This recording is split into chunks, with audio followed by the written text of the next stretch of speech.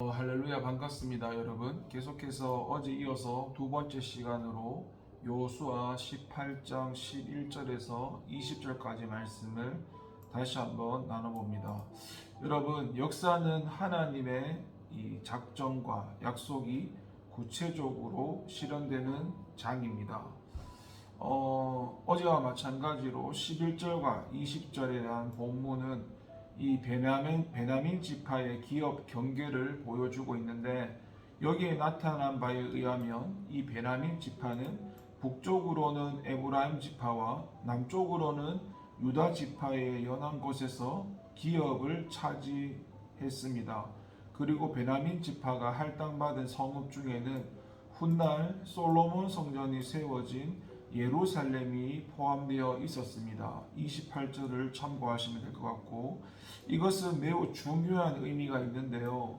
일찍이 모세는 유언적 예언을 통해서 베냐민에 대하여 말하기를 여호와의 사랑을 입은 자는 그 곁에 안전히 거하리로다. 여호와께서 그를 날이 밝도록 보호하시고 그로 자기 어깨 사이에 처하게 하신다라고 신명기서 33장 12절에서 말씀했는데, 그 예언대로 이 베냐민 지파는 하나님의 전 가까이에 거하게 된 것이었습니다. 한편 베냐민 지파의 기업은 북방 메소포타미아에서 시리아를 거쳐 애굽으로 이어지는 팔레스타인의 주요 도로상에 위치하고 있었습니다. 따라서 비록 기업은 작지만 베냐민 지파의 기업 안에는 전략적으로 중요한 요충지들이 많았습니다. 그러한 지리적 특성 때문에 이스라엘이 남북으로 분열된 이후에 베냐민 지파의 땅은 북방 정책을 추진하는 남유다와 남방 정책을 추진하는 북이스라엘이 충돌하는 격전장이 되었습니다.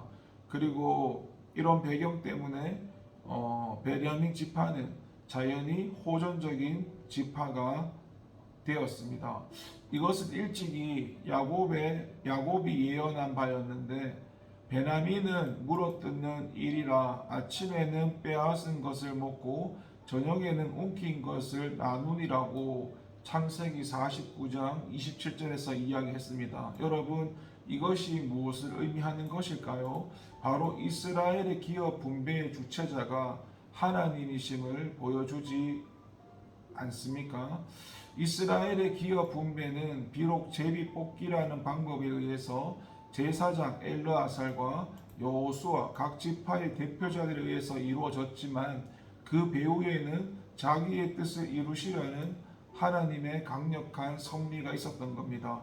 그런데 중요한 것은 이러한 하나님의 섭리가 단지 이스라엘의 기업 분배에만 머물지 않는다는 것이고, 이 땅 위에서 일어나는 모든 일의 배후에는 하나님의 섭리가 작용하고 있습니다.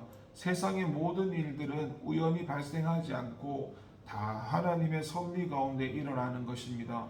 이와 관련해서 주님께서 새 한 마리도, 참새 한 마리도 하나님의 허락 없이는 땅에 떨어지지 않는다라고 마태복음 10장 25절에서 말씀하셨고, 여러분, 세상에 우연이라는 게 없습니다. 이 세상의 역사는 우연의 역사가 아니라 하나님의 작정, 약속이 구체적으로 실현되는 곳입니다. 그래서 우리는 역사 속에서 하나님의 섭리의 손길을 발견하고 그 가운데 나타난 하나님의 뜻을 알기에 힘써야 할 것입니다. 그리고 역사의 진행을 보면서 하나님의 뜻과 약속의 구체적인 실현을 발견함으로써 우리에게 주어진 약속에 대한 확신을 새롭게 다져 나가야 할 것입니다. 기도하겠습니다. 하나님, 감사합니다. 역사의 주관자는 하나님이십니다.